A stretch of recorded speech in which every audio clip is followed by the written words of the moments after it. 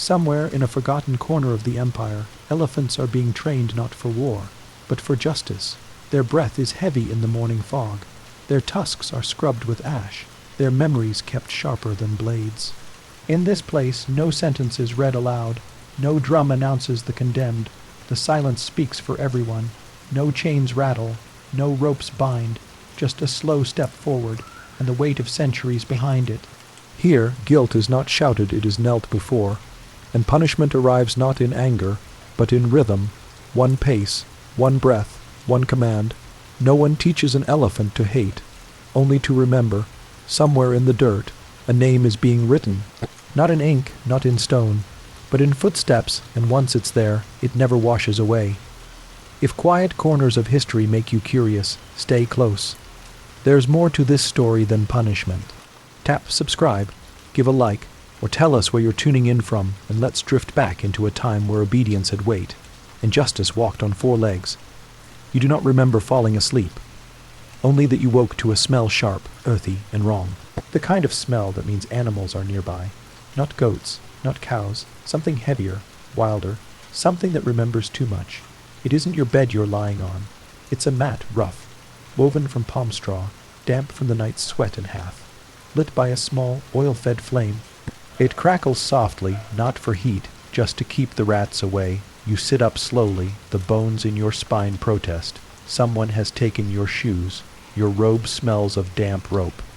A chorus of insects sings from the corners, their rhythm interrupted by low, distant snorts. And then, the slow shifting of weight, a stomp, a breath. You are not alone. There is no name for this place, not in the way cities have names.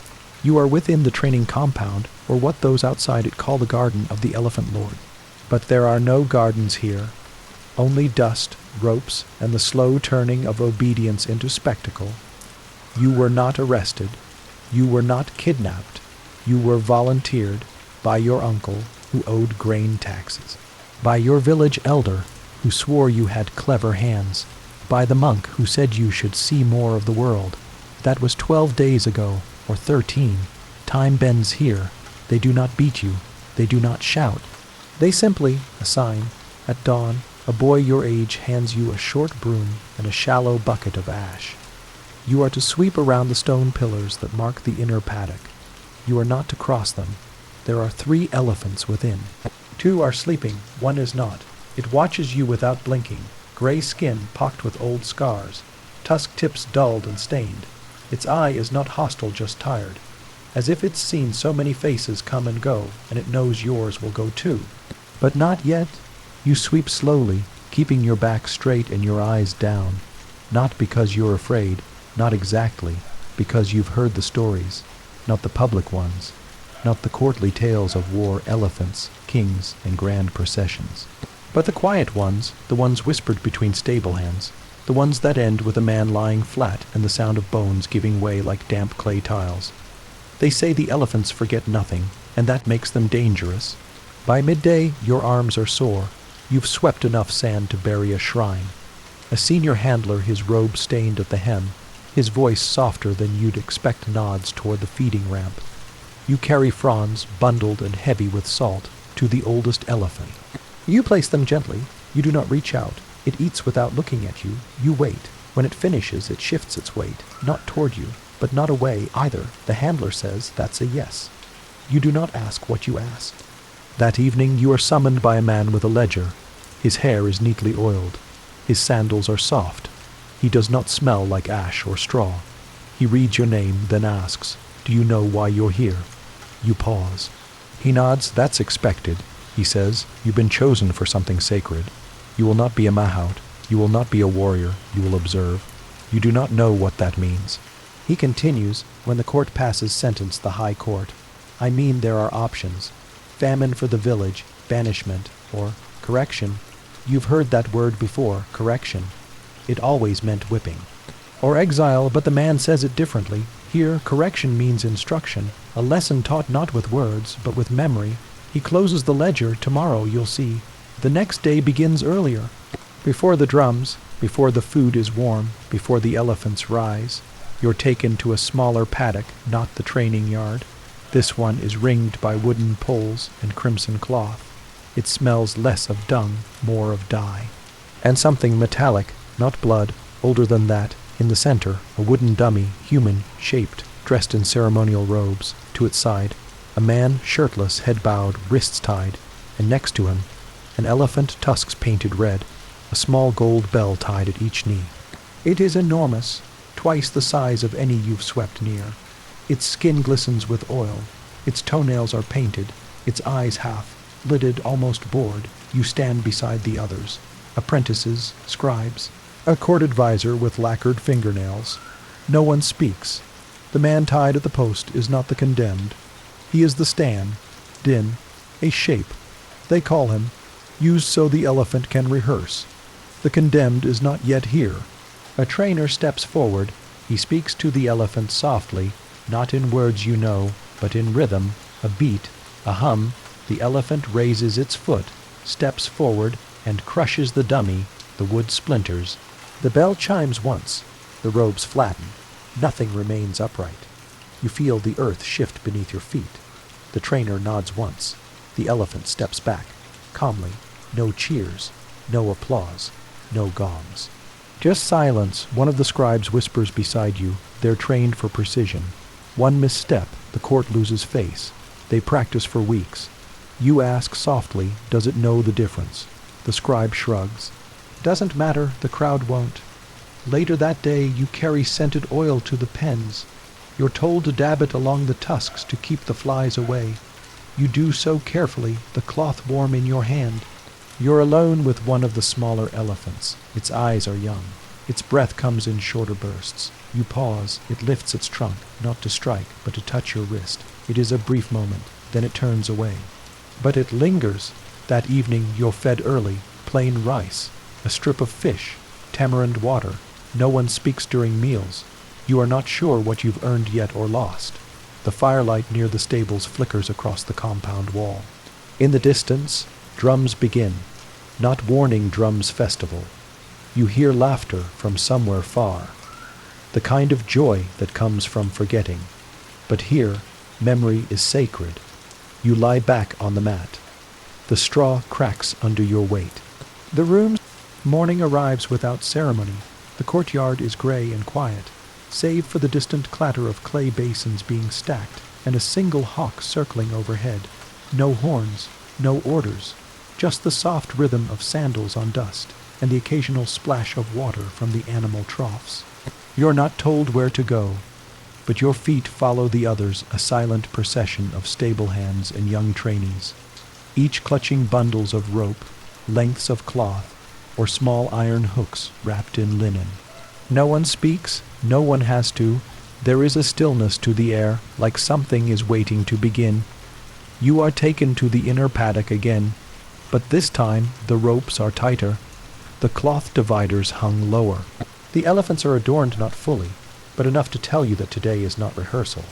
Today is sentence. The man condemned is already kneeling. You do not recognize him. Not a noble, not a soldier. Just an older man with a shaved head and a white band around one wrist, a marker used in the outer provinces to signify land debt. His hands are bound loosely in front of him. A small wooden tablet rests on the ground beside him, carved with characters you can't read. You learn later it's his confession, or what the court has declared as such. A judge is present, but far off, seated beneath a red awning, sipping something warm from a cup so small it seems absurd. He doesn't watch the elephant. He watches the crowd. The message isn't for the man. It's for the people. The elephant arrives second. It's the same one from the dummy test. You'd recognize that scar behind its left ear anywhere. It's been cleaned again, bells at the knees, gold lacquer on the tusks. A crimson cloth draped over its back, bearing the mark of the emperor. It does not look at the condemned man. It waits. A court reader steps forward. He recites the crime aloud: conspiracy to defraud grain records, false declarations of drought, harboring of fugitives. Then, with ceremonial calm, he reads the punishment: correction through sacred force. That's what they call it, sacred force. The reader bows and steps back. The handler does not speak. He gives a single gesture. The elephant begins to walk. You brace, but not in horror, in anticipation, because you want to know what it will choose. That's what no one writes down, the moment when a living creature becomes executioner. Whether it steps cleanly, or hesitates, or refuses, this one doesn't. It walks directly toward the kneeling man, lifts its right foot slowly, like someone testing river depth, and brings it down, not on the head, but on the chest. The sound is, not loud, a short, wet crack. A breath caught and then gone. The crowd murmurs, but only briefly. The act is fast, precise, not cruel, not chaotic, just done. The handler gives a nod. The elephant steps back. Another stable hand rushes forward, lays a cloth over the body. The reader lifts the wooden confession tablet, breaks it in half. A final gesture. You feel a hand on your shoulder. It's the older handler with the scarred hands. He says nothing. You've just seen your first real thing. That afternoon, you're assigned to the brush team. Your job is to clean the elephant's feet. You work silently beside two others. One is missing 2 fingers. The other hums constantly, as if afraid of silence. You scrub the footpads gently with rough cloth, dipped in vinegar and salt water, tracing the curve where the blood once was. It's not there anymore, but it never really leaves. The hummer finally says something. They train them not just to step, but where to step. Here, he taps his own collarbone. Here is silence, lower, and it's messier. Not dishonorable, just harder to clean. You don't ask how he knows. Instead, you glance up at the elephant. It's resting now, chained loosely to a shaded post. Its trunk curls softly, like it's dozing. The blood is gone from its feet, but not from memory. Not yours. Later, the older handler calls you over. He hands you a piece of sugar cane. Offer it. He says, "Let's see what it remembers." You step forward slowly. The elephant lifts its head. Then, just as slowly, it extends its trunk, takes the cane with a practiced gentleness, and eats. You exhale. It doesn't hate you or anyone. It just does what it's been taught. And maybe that's the worst part. That evening, you're taken to the stone courtyard behind the stables. It's empty except for 3 low benches and a raised basin filled with ink and old scrolls. A monk is waiting there. He motions for you to sit. No lecture, no prayer, just a question. Do you believe the elephant judged him? You hesitate, then nod. The monk shakes his head. No. The elephant obeyed. It's not the same. Obedience looks like judgment to those who need it to. He holds up an old scroll. It shows a diagram of a man kneeling before an elephant. Above it, a line of text. Memory is heavier than stone. You read it twice. Then again, the monk says, "You're not here to train the body. You're here to learn the weight of things." You ask, "What things?" He folds the scroll. Guilt, obedience, truth, and what can't be scrubbed out. That night, your mat feels stiffer than usual. You lie there, arms at your sides, listening to the sound of the elephants settling in their quarters. They breathe like old hills, deep, patient, immovable. You wonder whether they know the difference between punishment and performance, whether, as the monk said, they obeyed or chose, and whether memory is really a gift, or a sentence of its own. Tomorrow, they say, you'll assist with paint preparation, the red that goes on before the next execution, the red that never quite fades, but that is a story for tomorrow night.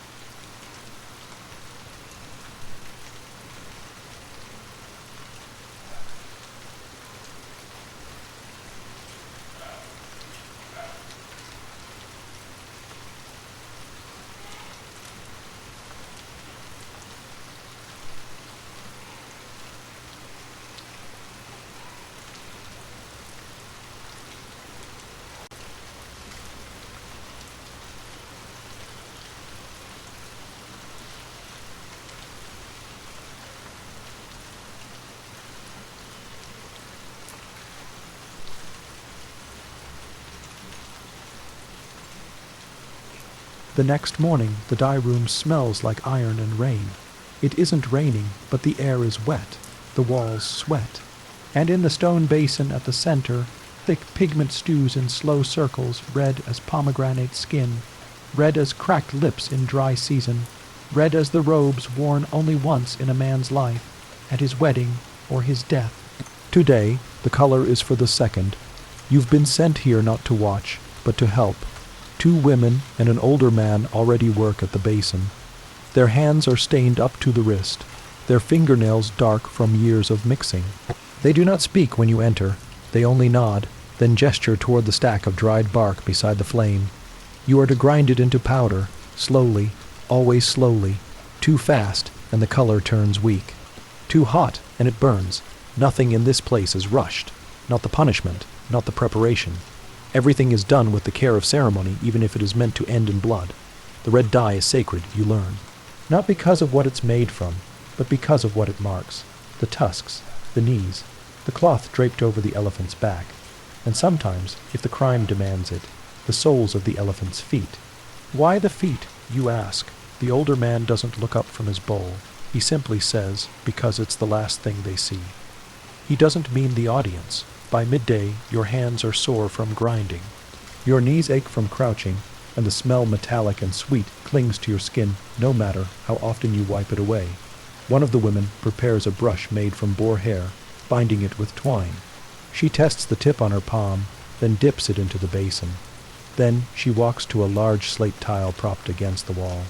Slowly, carefully, she begins to paint, not characters, not symbols, a footprint.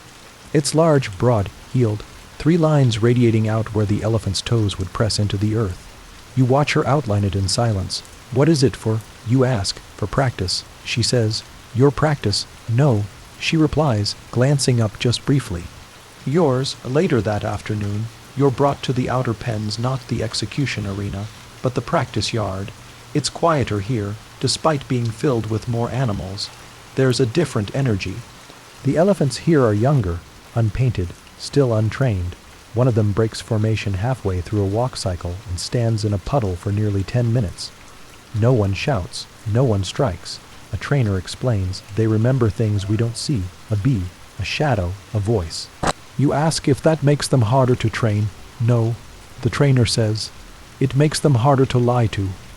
You're introduced to a female calf with a nicked ear and soft eyes. She's barely taller than you, still round at the belly and uncertain on her feet. You are told to walk alongside her as she circles the practice path. Not in front, not behind, just beside. She walks slowly at first.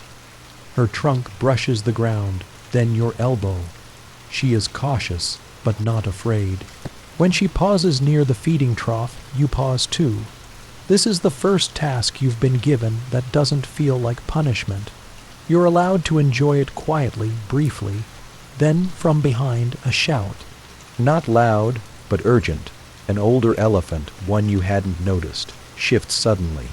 Something has startled it. A bird, maybe, or a sound. Its ears flare. Its foot stomps once hard enough to send dust flying. The calf beside you freezes. You feel your heart thud once, hard in your ribs. Then the trainer calls out a sharp whistle, then a lower hum. The older elephant settles again. The moment passes. The calf breathes. So do you. The trainer walks over. Did you feel that? He asks. You nod. He doesn't mean the fear. He means the weight. That evening, you're assigned to the cloth station. Red silk, light as air, is laid out across a cedar table in long sheets.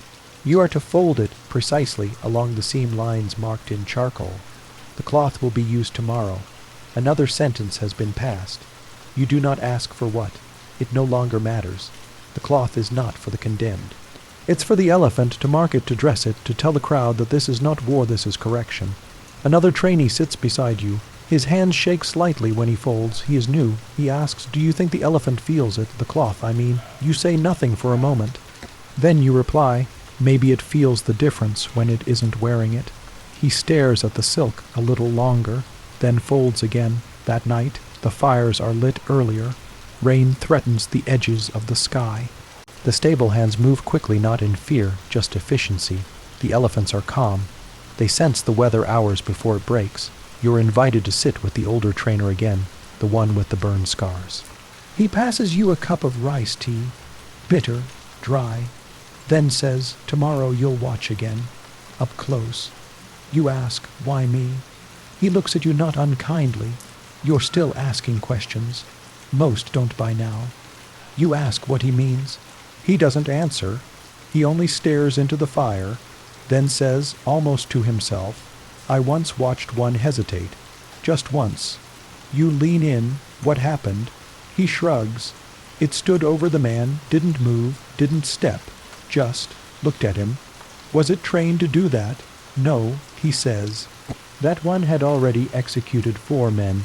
It knew the rhythm, so why stop? The trainer taps his cup, thinking. Some say it recognized him. Others said the man wasn't guilty. He pauses, but the emperor was watching that day. They couldn't have the crowd think the sentence was wrong. You swallow hard. What did they do? The trainer looks at you directly now. They brought in another elephant. He doesn't need to say the rest. The fire crackles between you. You stare into the flames and wonder. If a beast known for memory refuses, who bears the punishment? Your mat that night feels heavier. The room smells of damp air and sandalwood. Rain finally falls soft at first, then harder. It drums against the roof in steady rhythm, like steps. You try not to imagine them. But you do. You wonder how many men have heard this sound on their last night.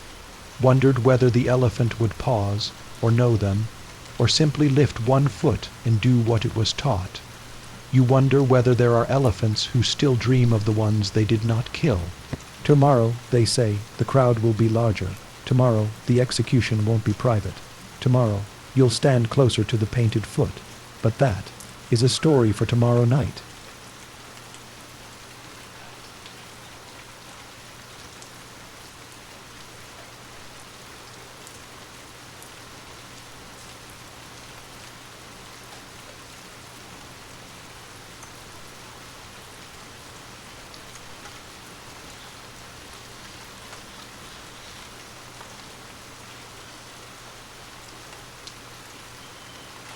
The rain doesn't stop until just before dawn. When it does, the compound smells of wet straw, oil, and something faintly sweet like tamarind boiled too long. The ground is soft underfoot. Mud clings to sandals and elephant skin alike. No one speaks of canceling the sentence. Rain, after all, does not wash guilt away. You are roused earlier than usual. A junior monk hands you a folded cloth and a basin of water. For your face, he says, though you suspect it's more about appearance than hygiene. The court prefers its observers to look clean, even if their thoughts are muddy. Today, the execution is public, not just handlers and scribes, not just officials with scrolls. Today, there will be nobles in shaded robes, merchants with money on the outcome, children balanced on shoulders, foreign guests with questions they won't ask aloud. The courtyard has been transformed. The paddock ring has been widened. Decorative poles mark the boundaries now hung with ribbons that shift lazily in the moist breeze. At the far end stands a canopy of red silk under which the court seats have been placed. The emperor will not be here, but someone important will. Important enough to bring extra guards. You are told to stand just inside the inner line, close enough to see, far enough not to stain your feet. The condemned man arrives shortly after sunrise. He does not kneel, not yet. He walks with his head high, not prideful, just upright. He wears plain robes, clean but faded. His hands are not bound. That's unusual. A court official reads aloud, theft of imperial grain, concealment of ledger entries, refusal to confess. The crimes are familiar, common even, but the lack of confession elevates the sentence. Public. Painful, unambiguous. The man bows once, then kneels of his own accord. There is no fight in him, but there is no surrender either, just stillness. The crowd rustles. The elephant enters next. It's not the same one as last time. This one is larger, older. Its tusks are longer, still capped in brass from some prior ceremony. A deep scar runs across its flank, old, healed, nearly hidden beneath a streak of turmeric paste. Its feet are painted red. Not bright red, a deeper shade, almost brown like dried blood in old sunlight. It wears no bells today, just cloth and color. The trainer guiding it does not carry a hook, only a small staff ceremonial. You hear someone whisper behind you, "This one's done dozens, doesn't need guiding." That makes it worse, somehow. The ritual begins. A reader recites the crimes again. Then the punishment, then silence. No drum, the elephant steps forward. Slowly, the crowd leans in. The man doesn't look up. One pace, two. The elephant pauses, its trunk lowers. The handler says nothing. Then, without sound, the elephant lifts its foot. The moment stretches, the man remains kneeling. The elephant steps down. The sound is muffled by mud. A sickening thud, not like the clean crack from last time. Softer, slower, the man falls forward, his hands still at his sides. The elephant steps back. The crowd doesn't cheer. They weren't told to. Instead, there's a quiet murmur. Like wind through reeds, a child asks something. A mother shushes him. The body is covered. The cloth is removed from the elephant. The procession ends, but one thing hasn't happened yet. No one breaks the confession tablet. You notice it's still resting beside the body untouched. Then, a court advisor walks forward and lifts it. He studies the carved characters, then glances at the official. There's a brief exchange, eye contact, nothing spoken. Then the advisor doesn't break the tablet. Instead, he pockets it and walks away. Later, as you scrub the elephant's feet, you notice the red paint doesn't come off easily. You're using the same ash vinegar mixture as before, the same cloth, but it clings, as if the color has sunk deeper this time. Into the folds, into the memory, the elephant watches you, not curiously, not accusingly, just watches. You finish slowly, rinse your hands, and sit beside the basin. The wind is cooler now. The clouds are clearing. Another trainee joins you. He asks if you saw the official pocket the tablet. You nod. He says that means the case isn't closed. There's going to be another. You ask what that means for the elephant. He shrugs, probably nothing, then adds, but it remembers, that's what they're built for. That night, the older trainer calls you aside. He brings you to a smaller stable, one you haven't entered before. Inside is a much older elephant. No cloth, no bells, just heavy eyes and cracked nails. This one's retired. The trainer says, but it used to be the best, more executions than any other. You take a step closer. The elephant doesn't move, it doesn't blink. Do they change? You ask. The trainer thinks, not in the way we do, not in grief or guilt. But yes, they change. He reaches out, brushes the elephant's ear gently. This one started pausing, not refusing, just waiting a second longer, a breath slower. And that was enough. You ask. The trainer nods. The audience notices. They start thinking too hard. You realize what he's saying. Hesitation can ruin the performance. The elephant doesn't lower its trunk, doesn't lift its foot, just stands, massive, quiet, full of stories no one wants to hear anymore. Why keep it here? You ask. The trainer pours water into a clay bowl, because forgetting is harder than remembering. You sit beside the elephant for a while, longer than expected. When you finally rise, the air feels heavier. Not because of what was said, but because of what wasn't. You lie awake that night. The sounds of the festival continue somewhere beyond the walls. Laughter, flutes, coins being passed hand to hand. Inside the compound, the world remains still. The red dye remains thick in your fingernails. The elephant's eyes remain in your thoughts. You wonder about the tablet that wasn't broken, about the case that may never be closed, about the man who didn't resist, and about the crowd, all of them watching so closely, but none of them asking why. Tomorrow, they say, the calf will begin training, the one with soft eyes and an unsure step. Tomorrow, you'll hold the rope.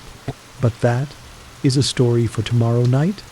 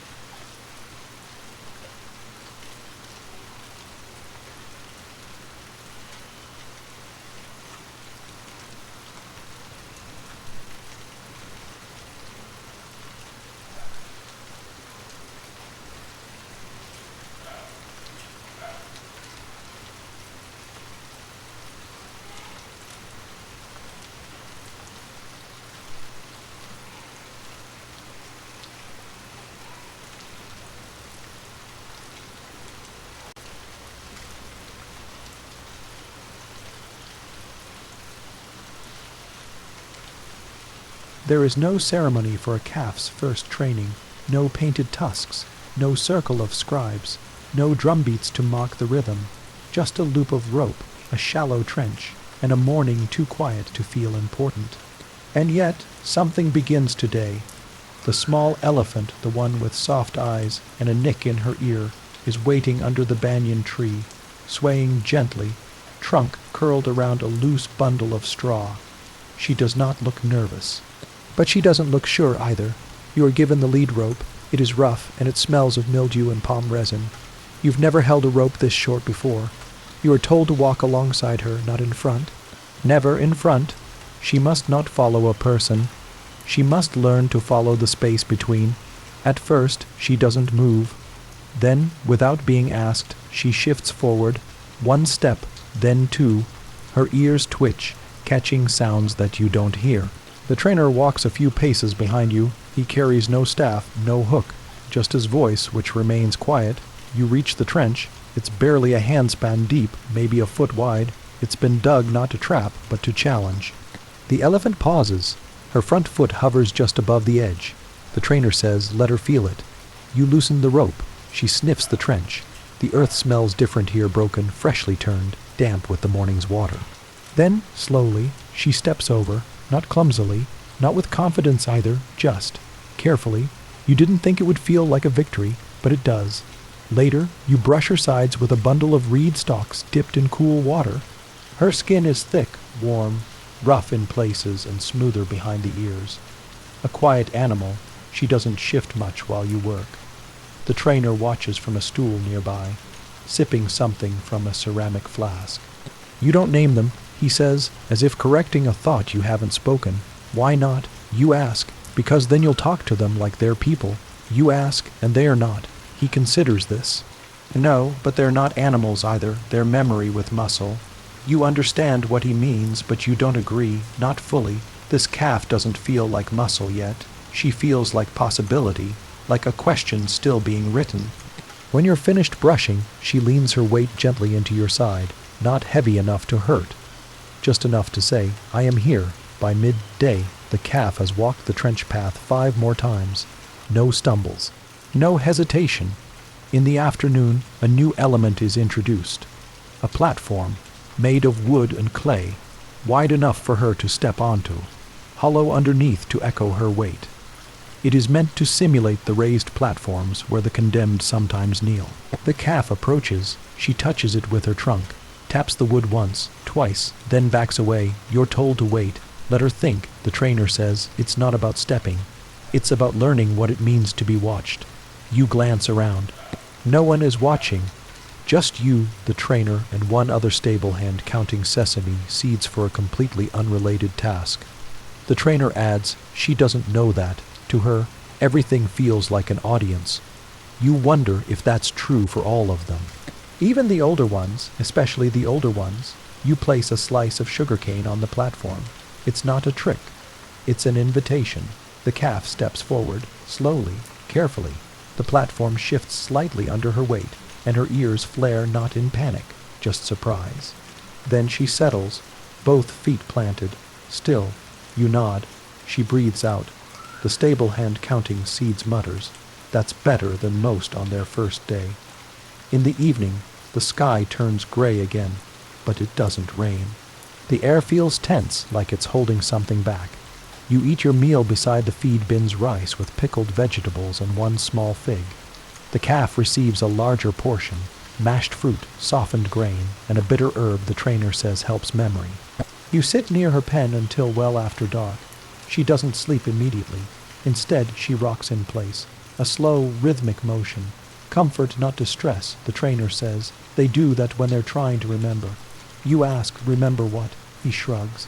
Everything, or maybe just what their mother looked like. That stays with you. Even as you lie back on your mat, you find yourself swaying just slightly, not enough to be noticed, just enough to remember. The next day, a new figure arrives. He wears the pale blue robe of the outer magistrate's circle, someone who doesn't belong to the palace, but has authority to question what happens inside it. He doesn't speak to you. He speaks to the trainer, quietly, firmly. Then he walks a slow circle around the calf's pen. She watches him. He does not smile. You later learn why he came.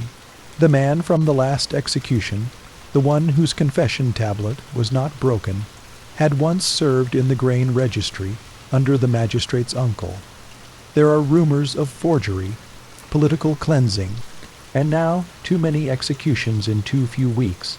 The magistrate's circle wants to know if hesitation has returned to the elephants.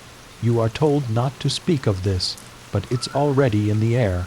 That afternoon, you are sent to help polish the brass tusk caps. It is not ceremonial work. It is maintenance.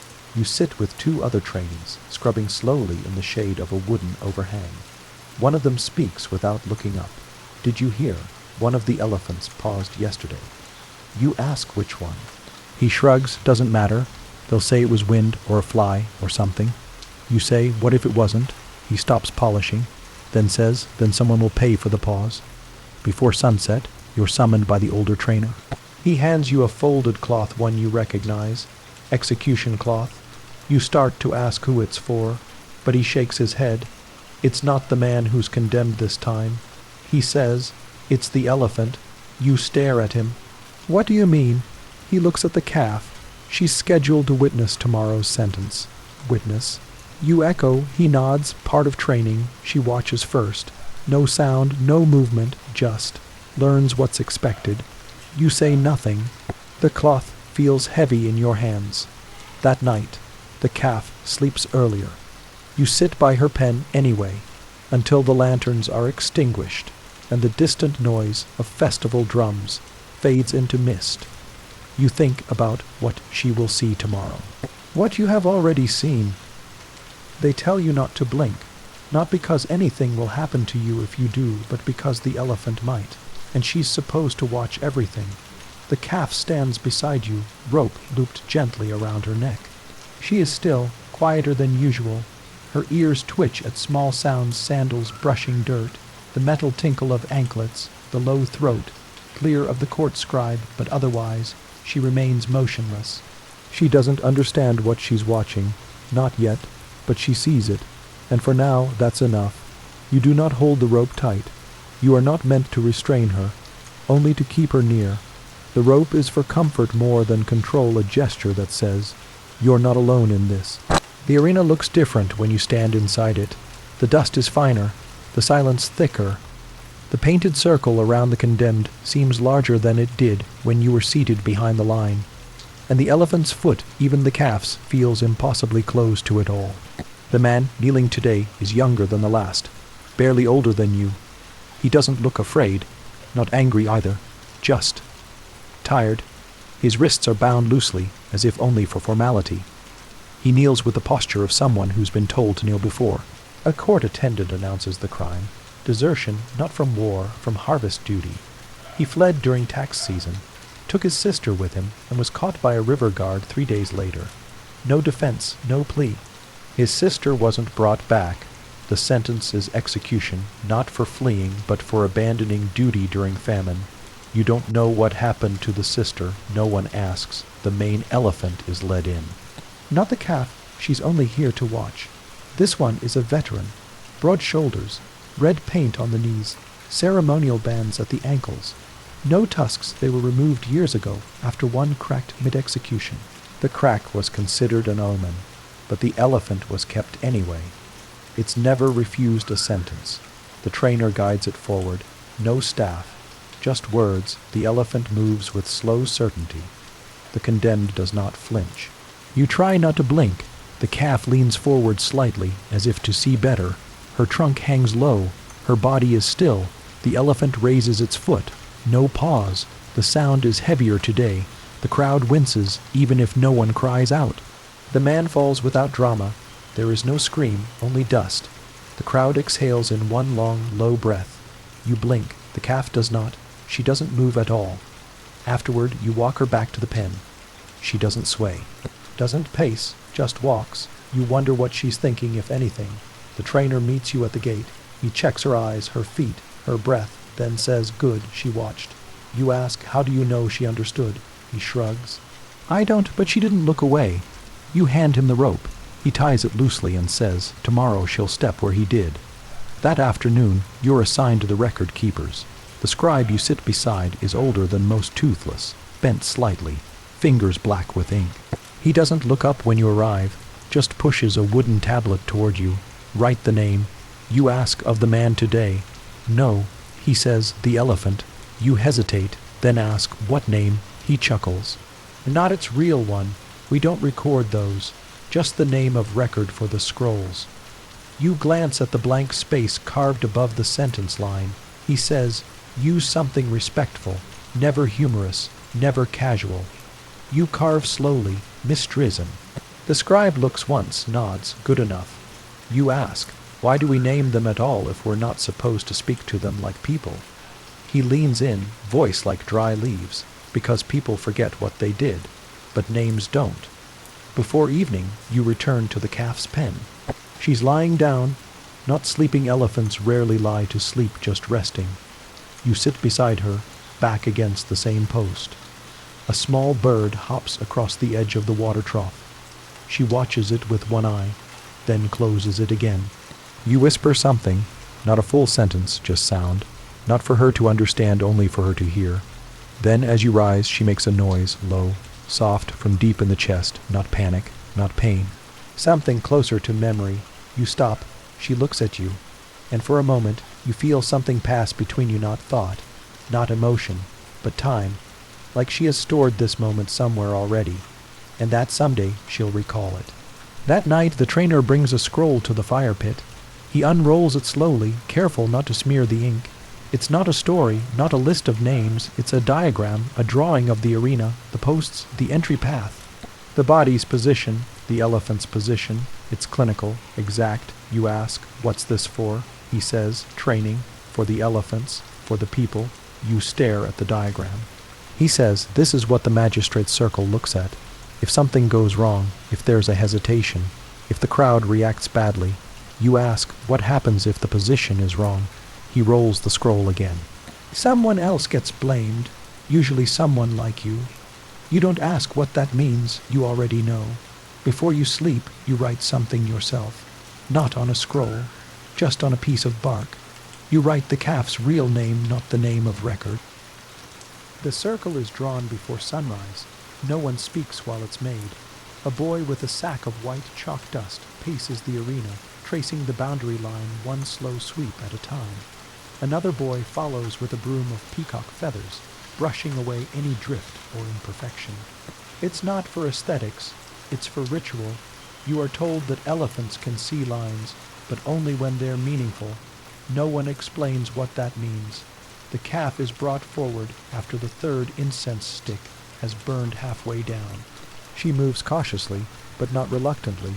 You hold the rope again, shorter this time. There is no weight to it, no pull, but your hands sweat anyway. She walks beside you into the arena. The dust is cool under her feet.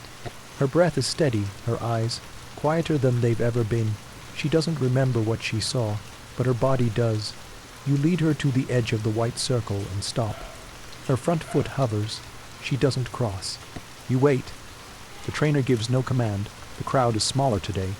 No nobles, no musicians. Just the court officials, a few high scribes, and the execution team. There is no sentence to carry out. This is only a rehearsal. But the arena doesn't know that. The dust still clings like ash. The wind still pauses at the rim. The silence still presses down like a verdict. After a moment, the calf steps forward. 1 foot inside the circle. Then the other. She stands still, balanced, present. The trainer nods. The scribe records the time. You release the rope. There is no applause, no praise, no reward. You simply walk her back out. She doesn't resist. She doesn't look back, but you do. The circle looks different now that she's crossed it. Smaller, somehow, and much more permanent. That afternoon, the rains return, not harsh, not flooding, just enough to soak the dust and smear the chalk lines. You watch as the wind erases the morning's ritual with practiced indifference. You're sent to help prepare the feed. You mash grain with a wooden pestle until your arms ache. You soak tamarind pods in warm water and stir them into thick paste. The calf eats slowly now, no longer with the greed of her first weeks. She chooses, that's the word the trainer uses, chooses. You ask what he means. He says, she's remembering. She knows which herbs make her stomach tighten, which ones loosen her bowels. She picks now. You ask, is that part of the training? He laughs quietly. No, that's part of being alive. In the evening, you walk the perimeter of the compound. It's not punishment. It's routine now. Something you do when your thoughts are too full to sit still. You notice a new cart by the back wall, a narrow one, with wooden cages stacked tight. You don't look inside. You don't need to. You've seen them before, monkeys, for the foreign guests, used in spectacles, trained to mimic punishments, mock trials, dancing, mock executions with tiny ropes. You ask one of the guards who ordered them. He says, someone from the West, Portuguese maybe, or Dutch.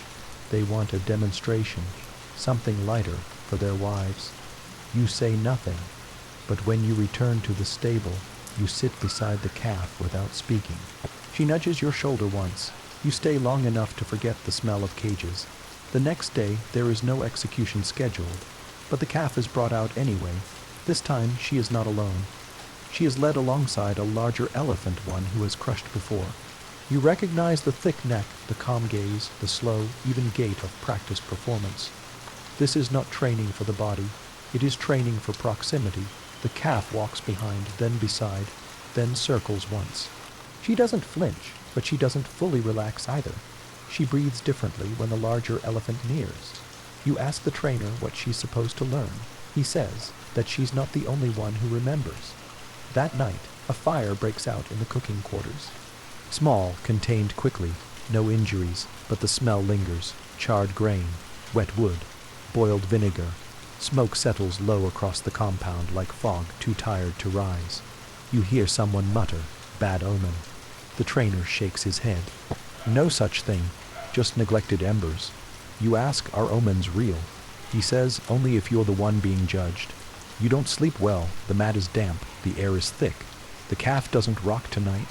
She stands still, eyes half closed, but her legs tense as if waiting for thunder that never comes.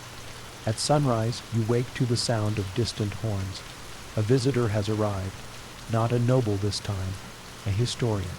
He wears black silk robes and carries scrolls that clink softly with embedded bone tubes. He asks many questions. He doesn't speak to you, but you hear him ask the trainer, how long does it take to erase hesitation? The trainer says, you don't erase it, you just cover it. By the time the bells ring, the circle is already drawn. Not in chalk this time, but in flour dust. Crushed lotus petals, ground marigold, turmeric powder mixed with water, and pressed into shape by the feet of 6 stable hands. The result is less visible, more fragrant. Not a warning, a performance. The calf does not know this is different to her. It is only another walk, another circle. You lead her down the path again, past the kitchens, the oil jars, the scribes who glance up but do not nod. You are dressed differently today, not in servant's linen, but in dyed cloth with polished sandals. You will be seen, so will she. The trainer told you this morning, softly. This is not punishment, it is choreography. You repeat that now, silently, as you walk. Not punishment, choreography. The arena is full not with nobles, but with their wives. Painted fingernails, perfumed sleeves, fans made of bird bone and paper. Thin silk. A few foreign guests sit behind them square, shouldered men with beards too short and voices too loud. Their wives wear hats. One of them points at the calf and whispers something you can't hear. The trainer stands at the far end, next to the larger elephant, the one who performed last week, decorated again. Anklets bands a new red swath across his forehead. He looks bored, or maybe just resigned. The calf hesitates at the edge of the sand. You loosen the rope slightly. She moves forward. Her foot brushes the flour. Dust line. Then she steps over it, not clumsily, not confidently either, just forward. The crowd hushes. There is no condemned man today. Just a circle. Just her. And you. The demonstration lasts less than 5 minutes. She walks, stops, turns, walks again. No one cheers. No one cries. That's how you know it went well. At the edge of the arena, a young scribe sketches the sequence. The angle of her feet, the rhythm of her pace, the tilt of her trunk. You are not told why that matters, but it does. One of the foreign guests claps once. His wife does not. The nobles' wives fan themselves. A pet monkey in a velvet harness shrieks briefly, then goes still. The calf is led out with quiet dignity. You walk beside her, rope loose again. You do not look back. She does not either. In the stables, the trainer pours a bowl of water over her back. She shivers, then settles. You dry her with soft cloth not for comfort, but for scent. The flour dust must be removed before it cakes. She stepped well. The trainer says, "You don't respond." He adds, "That's all she was meant to do." You nod. Because it's true, but something in you says otherwise. That night, you are called to the reading hall. It's not a library, there are no shelves. Just scrolls, a brazier, and a low bench where the magistrate sometimes sits when he wishes to be seen thinking. Tonight he is absent, but the historian from the week before is there, fingering the edges of a scroll tied with red twine. He gestures for you to sit. Then he asks, "Why did she pause before the flower circle?" You hesitate. He watches you carefully. You say, "I don't know." He raises an eyebrow. Was she trained to pause? You answer honestly. She was trained to see. He leans back. The scroll in his hand unspools slightly. Inside, diagrams, circles, timelines. You've been close to her. He asks. You nod. He asks, "Does she seem obedient?"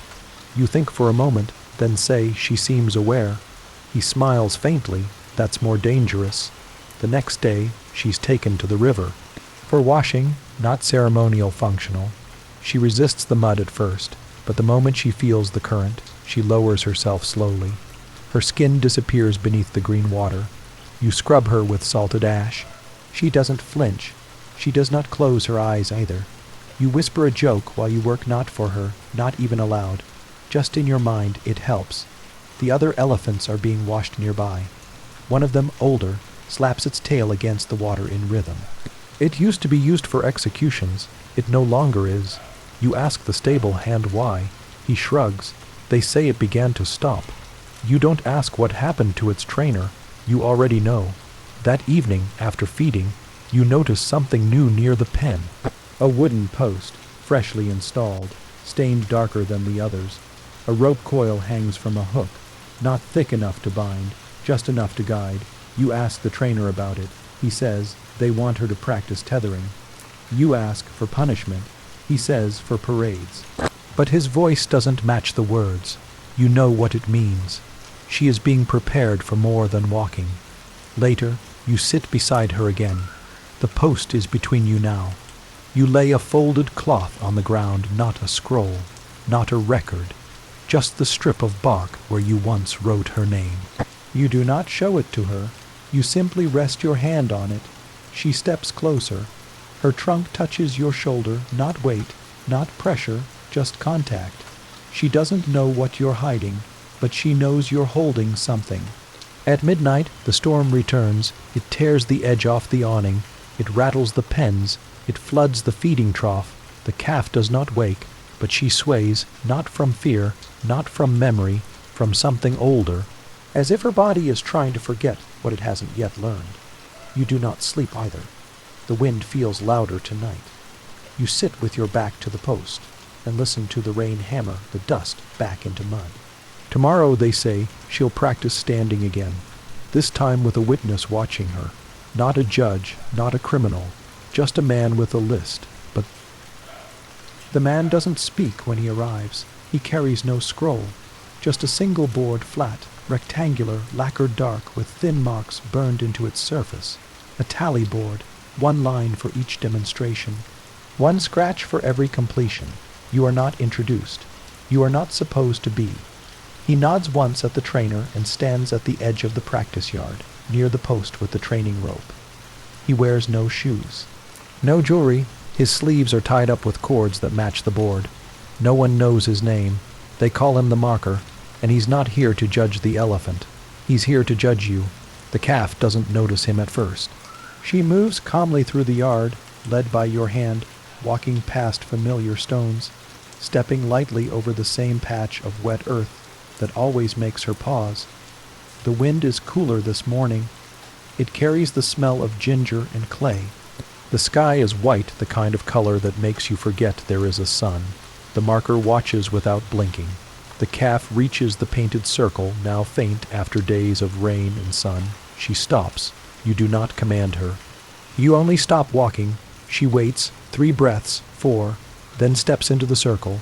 The marker does not write, not yet. She circles once, pauses again, then lowers her trunk, still, present. You lower the rope gently, let it rest in the dust. The marker steps forward, scratches a mark onto the board, the sound like a fingernail on dried bone, and turns away. Not a word, but the mark is made. That's all he came for. You walk her back with a quiet pride you don't show. The trainer says nothing either, but he meets your eyes once. That's enough. In this place, silence is reward. The next day, she does it again. Same time, same path, same pause. This time, the circle is gone, entirely erased by weather. But she stops where it used to be. She remembers dust that isn't there, and that is what earns the second mark. By the 5th day, she walks the course without the rope. She still hesitates at the edge. She still breathes through her trunk before stepping in. She still completes the circle with the slow poise of something that has seen too much without understanding any of it. The marker never speaks. But the board grows heavier, and that means something. On the 6th day, the routine changes. You're told to wait inside. She'll walk the path with someone else, a different handler. You watch from the stable wall. The man is taller, sharper movements, less patience. She hesitates longer. He pulls once. She doesn't resist, but she moves differently, more deliberate, less graceful. After the circle, she turns toward the pen. He pulls again, expecting another loop. She does not comply, not rebellion, just decision. The marker watches. No mark is scratched. Just a breath and a step back. That night, you find her more restless than usual. She doesn't sway. She shifts weight between her legs. You sit beside her, quiet. She doesn't reach out, but her foot nudges the edge of your mat, as if to say, I remember who you are. You whisper her name. The real one. She exhales long, slow, warm against your arm. You do not write it down. You don't need to. Some things are safe inside the body. The following morning, the marker doesn't appear. Instead, a procession arrives. Small, elegant, tense. 2 men in white silk. 1 in darker robes. A servant carrying a small bronze gong. The trainer bows. So does everyone else. You're told to bring her forward, not to the yard, to the arena. She hasn't been back since the demonstration. This time, the circle is drawn again, lotus and turmeric, but smaller, deliberately cramped. At the center, a wooden dummy, human-shaped, kneeling, arms tied behind. She walks without resistance, but the silence around you is sharp. Every footstep feels like it might shatter something delicate. She stops at the edge of the circle. You stand beside her. She looks to you, just once, then steps inside, walks the edge, pauses at the dummy, then turns. She does not raise her foot. She does not step closer. She does not touch the thing meant to resemble pain. The nobles murmur. You hear the servant ring the small gong once. Not for punishment, for decision. She exits, calm, still, present. The trainer speaks with the officials in hushed tones. You are not called forward, but later he tells you she passed. You ask, what was the test? He shrugs. Presence.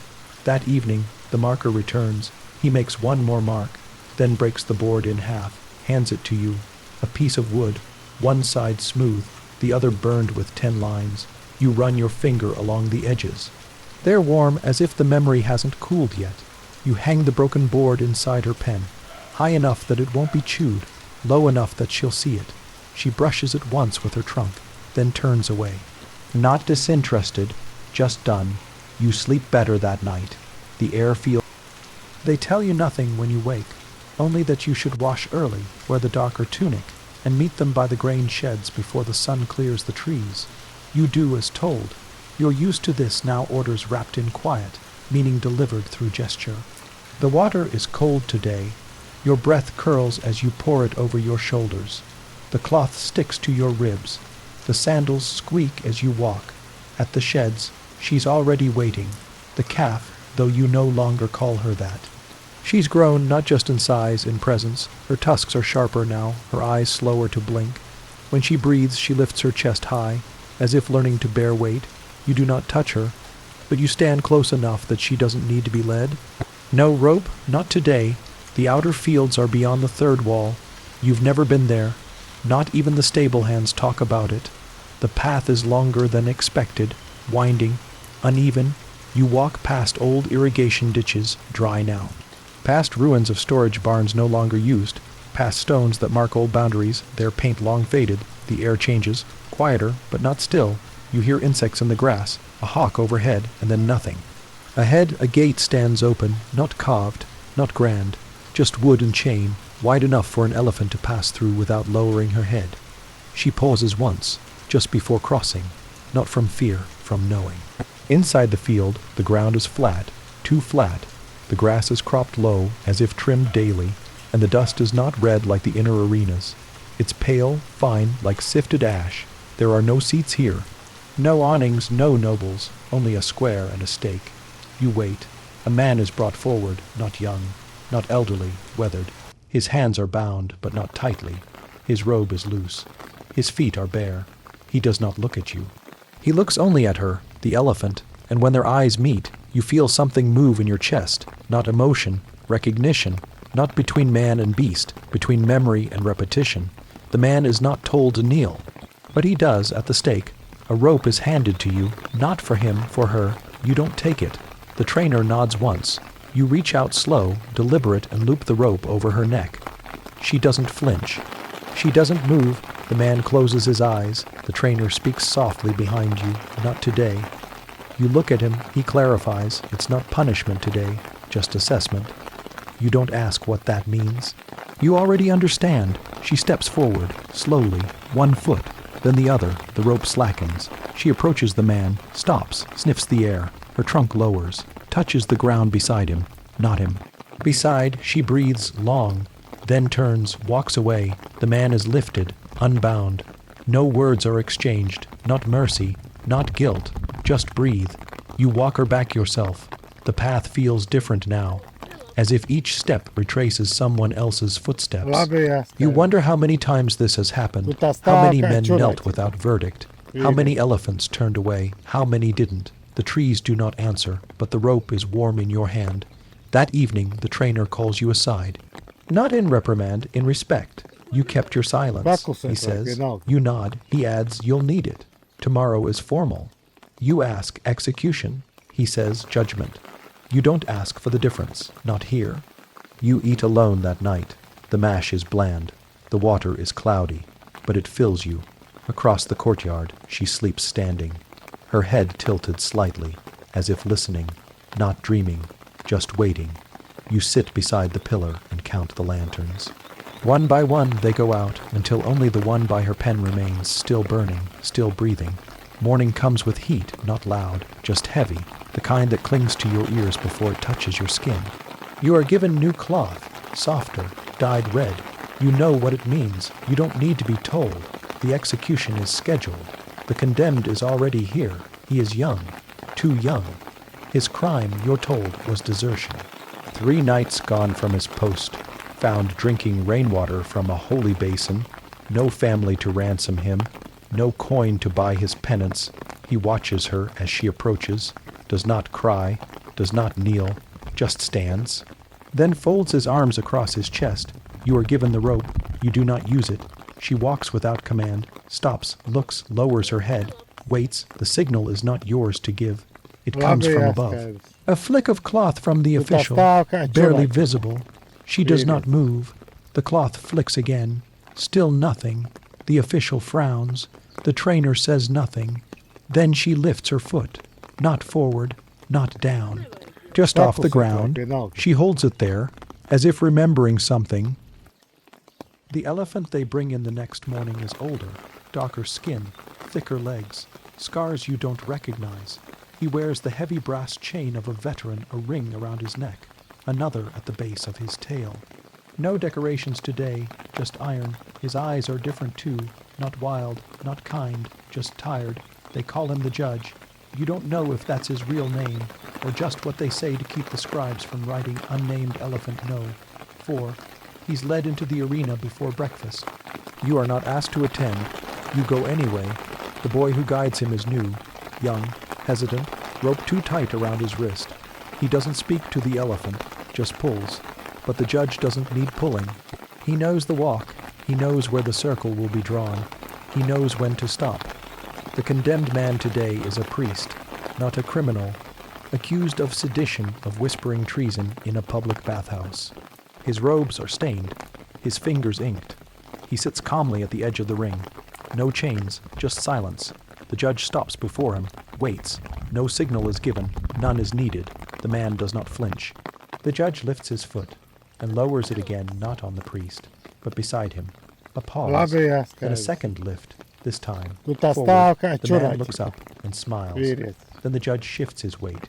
You turn away before it happens. But you hear the sound, it is not quick. Afterward, the courtyard smells of rain, though it hasn't rained in days. The boy who guided the judge is gone, sent to a different stable, someone says, maybe farther. The judge is washed in silence. He does not shake off the water. He simply stares at the wall, not remorseful, not triumphant, just present. You do not speak to him, but as you walk past his pen, he shifts his weight once, just enough that the earth beneath your feet feels uncertain. Later that evening, you clean her stall, not because it's your task today, because you asked, she isn't there. She won't be returned until morning. You find a piece of her rope still looped around the feeding pole. You don't untie it. You just press your fingers against the knot. It's still warm. The next morning, she returns, but not to your care.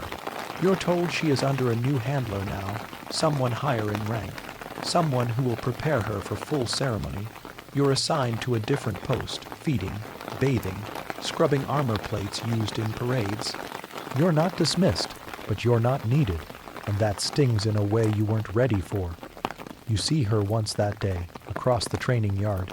She's tethered to a tree, not tightly, just enough to keep her within a circle of shade.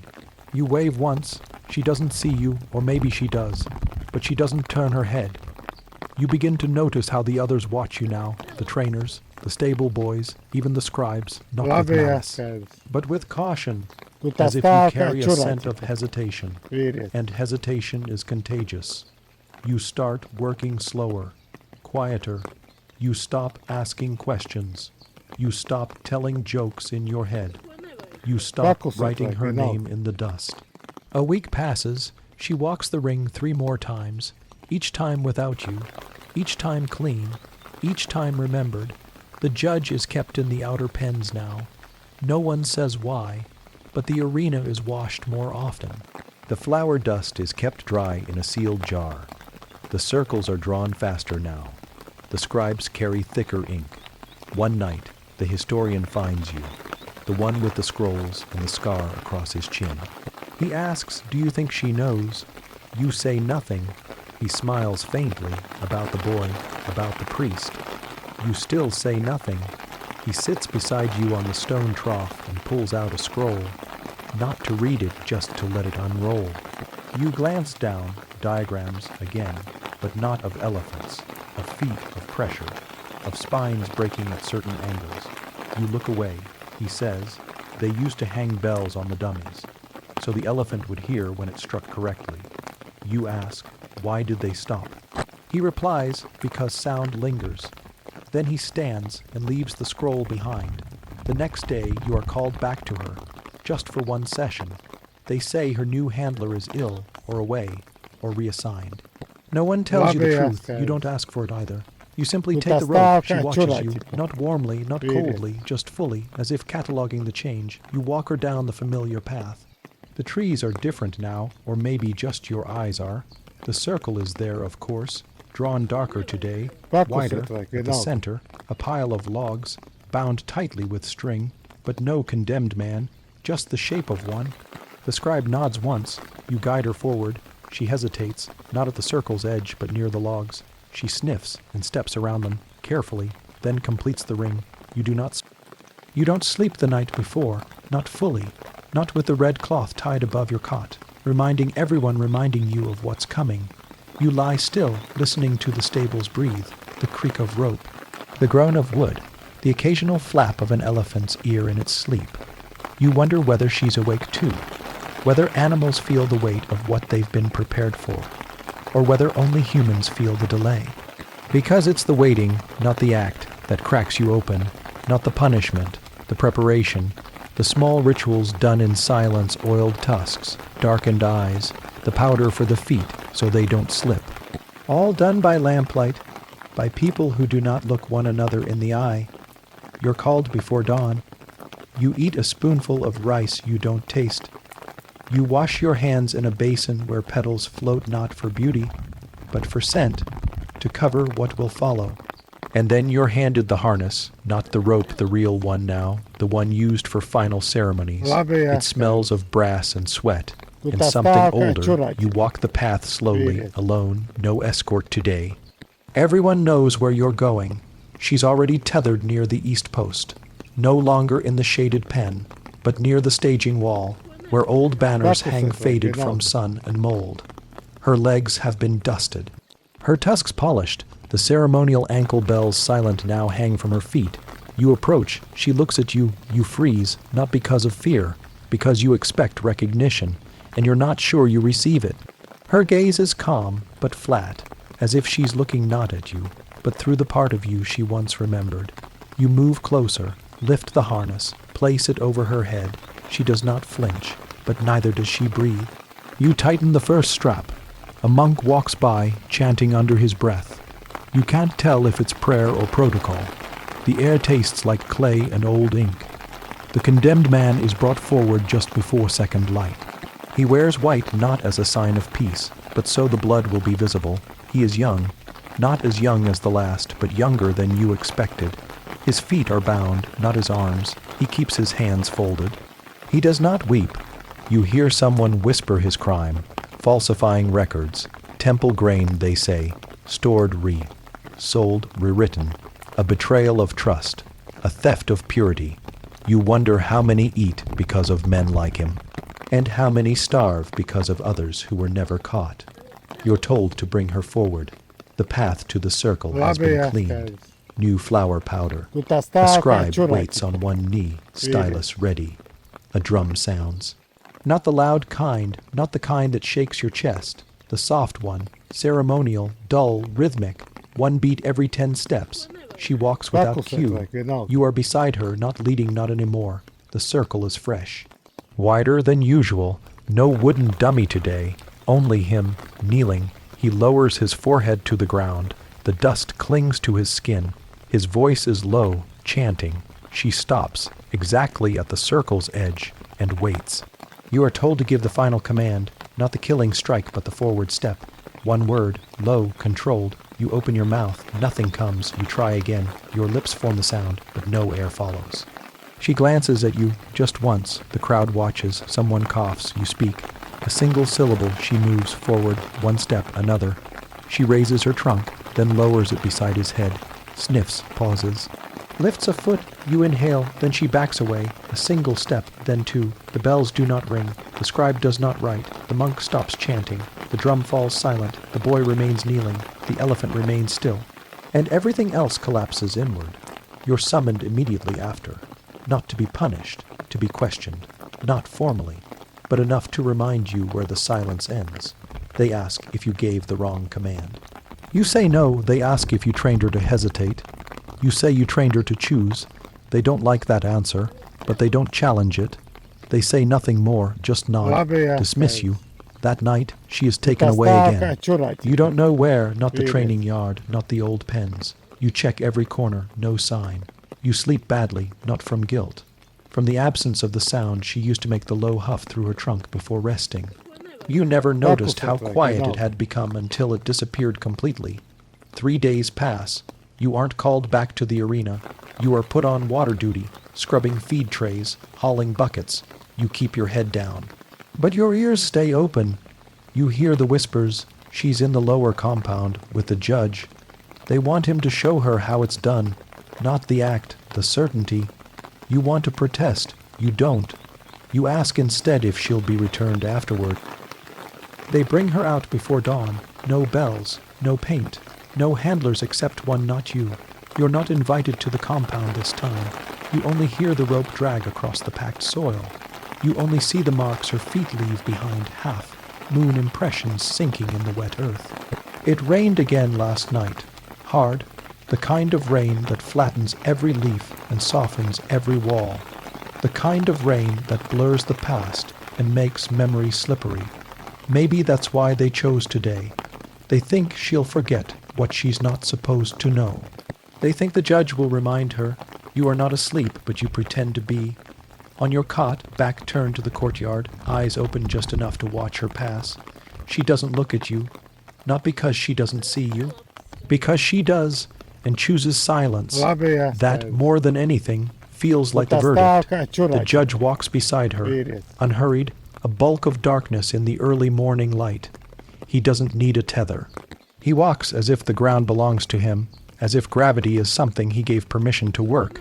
They don't speak to one another, of course, but they move in rhythm. You recognize it. It's the rhythm of preparation. Not obedience, the kind animals and men use when their breath lines up with their fate. By the time the sun clears the roof tiles, you're in the outer courtyard again, given back your tray and your duties. Nothing ceremonial, just washing troughs, sorting palm shreds, sweeping out the hay that's turned sour. You do it without speaking. No one asks about her. No one says where she's gone, but you know. And they know you know, which is why they leave you alone. Midday, a runner arrives. Dust on his knees, scroll in his sash. He doesn't hand it to you. He hands it to the trainer with the burn marks. The old man reads it silently, then folds it, then lights it on the edge of the oil lamp and lets it burn. No announcement, no explanation, just ash. He glances once in your direction, and that's all. You don't return to your cot that night. You sit outside the tool shed instead, back against the wall, head tilted to the sky. The stars are clearer now, washed clean by the rain. The grass smells like rot and sweetness, both. You don't hear drums. You don't hear her. You don't sleep. By morning, she's back, but not the same. She walks slower, not from injury, from thought. There's something in her step that wasn't there before, an unevenness, not physical. Something quieter, like walking through an echo. Her skin is still damp, not with rain, not with sweat, with river water. You recognize the scent. She was taken past the compound, to the river where the judge trains, where they test finality and memory. She returns without a mark, but she does not trumpet. She does not turn her head when children wave from the edge of the courtyard. She enters her pen and stands perfectly still, until even the flies give up circling her. You ask for a transfer, not out loud. You leave your name off the feed lists. You stop collecting your oil rations. You start sweeping the outer lane instead of the center hall. It takes 2 days for them to notice. They do not correct you, but they assign you to latrine duty. You accept it. You scrub the edges of the palace trench in silence. You wonder if she's doing the same inside her skull, wiping away traces of what she remembered. You try not to imagine the judge beside her. Try not to see his massive foot hovering above a dummy's ribcage, or the pause before it falls, or how the world holds its breath before the obedience begins. Then the summons comes, another scroll. This one is read aloud to you, to her, to the trainer, to the scribes. No crime is named, no name is given, only the time of ceremony and the expectation. An unbroken line, no resistance, no delay. That's what they write now. They don't even pretend it's about justice, only certainty, only the cleanliness of process. You bathe her yourself that morning. No one else comes near. She doesn't resist the brush. She doesn't react to the cold rinse. She closes her eyes when you oil her ears. For the first time in a week, she breathes through her trunk and lowers her head to you. It's not affection. It's permission to continue, or maybe to forgive. You press your forehead to hers for a single heartbeat, and then you lead her out. The arena is swept. Fresh chalk. 2 drums this time. The scribes sit in a row, quills in hand, already dipped. No one speaks. Even the officials stand in a half circle, heads bowed as if this has become less performance, more ritual. No one speaks of what happened yesterday, not directly, not in the scrolls, not over the fires, not in the whispers behind the latrine sheds. But the silence around it grows thicker than anything words could have built. She didn't complete the sentence, and no one corrected her. That's the part that unsettles them, because a mistake they can forgive. A rebellion they can punish, but a refusal that doesn't ask permission. That stays with them. Even now, a full day later, no one has entered her pen, not even to bring water. She doesn't move from the gate. She stands there, still, gazing down the long road that leads beyond the palace fields. As if she remembers another life, or maybe imagines one. You sit by the trough, peeling bark into strips for kindling, pretending not to notice how long her shadow stretches across the yard. She hasn't eaten. She hasn't made a sound, but she hasn't left either. She's waiting for something she hasn't named, or something she has, and it isn't you.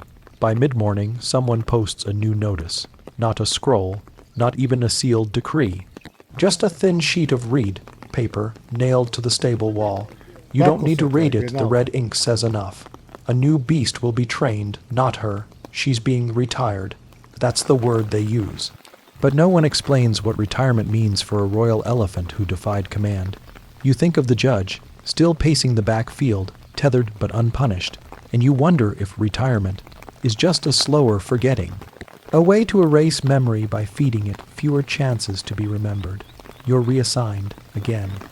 This time to the compound, kitchens the far ones, where the rice for soldiers is stored, soaked, boiled. You work near vats of steaming water and baskets of spoiled grain. You don't speak to anyone, not because you're forbidden, because no one has anything to say that isn't soaked in fear. One boy whispers, "I heard she crushed the scribe's table." Another claims she refused to walk until the monk stopped chanting. None of it is true. You were there. You saw. She stepped away from violence, that was all. But to them, it feels more dangerous than if she'd gone wild.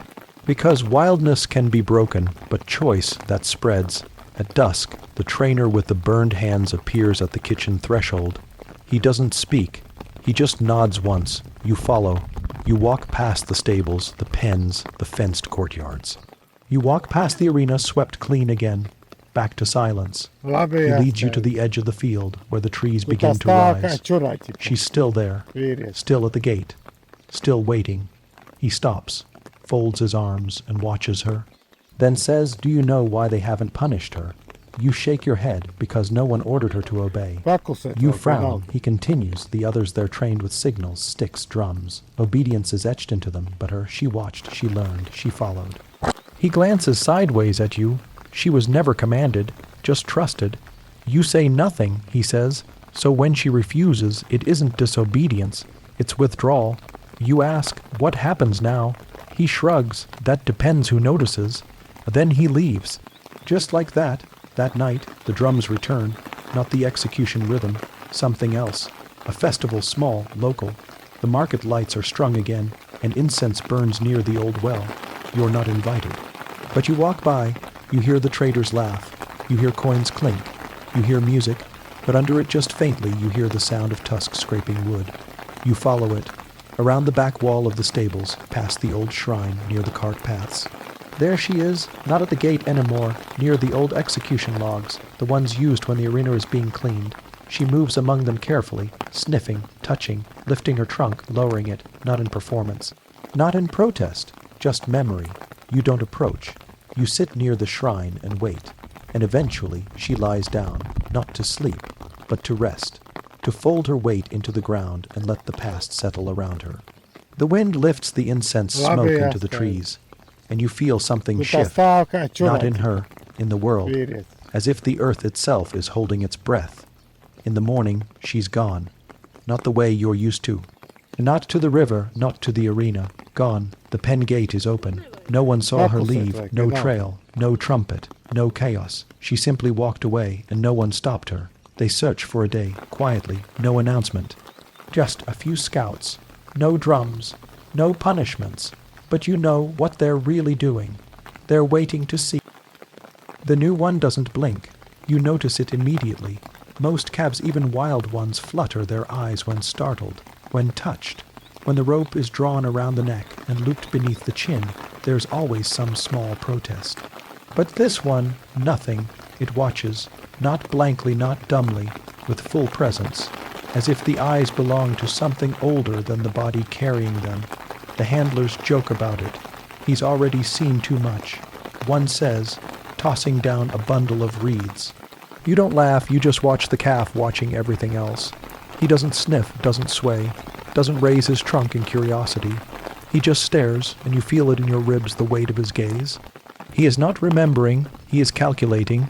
You're not assigned to his training, but you are nearby. You sort fodder now, stack bundles, soak husks, pack millet bricks for weight gain, but you find excuses to linger near the outer paddock. To watch, to listen, the trainer not the one with the burned hands, but his younger replacement takes a different approach this time. No incense, no songs, no chants of mercy, just commands, short.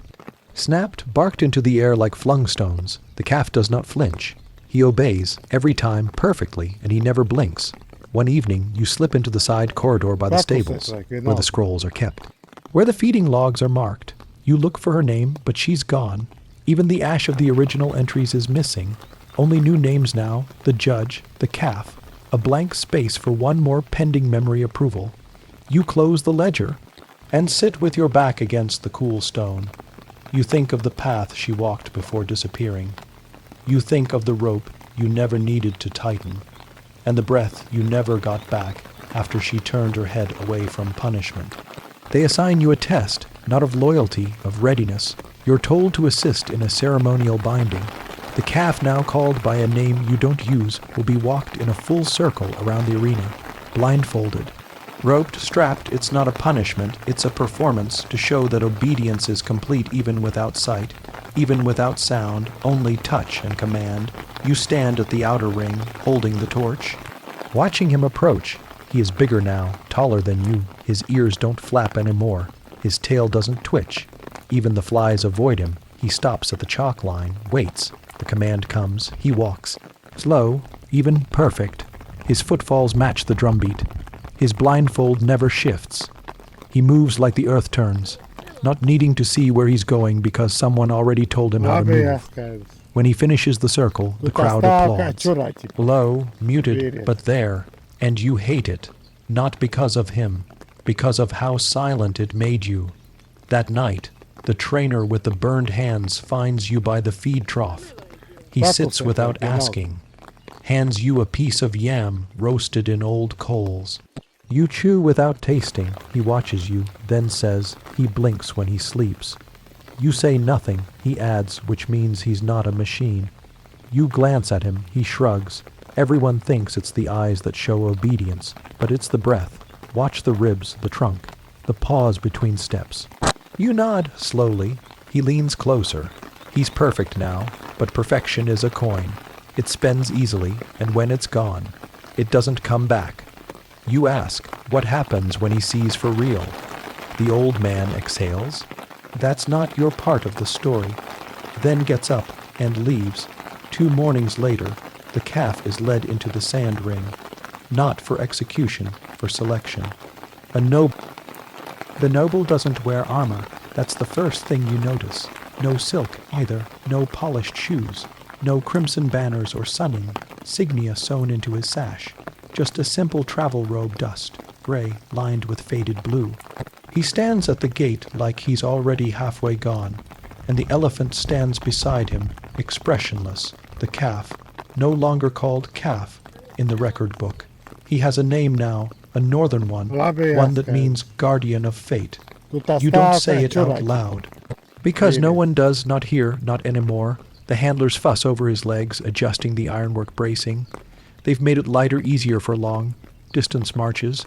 The noble, when asked if he wants the ceremonial anklets, the ones gilded with copper plates, only says, no. Just that? Quietly, as if even the sound of ritual exhausts him. You wonder what kind of land he's returning to. One that needs something so obedient it cannot blink. You carry the grain satchel. It's your only job today, not ceremony, not farewell.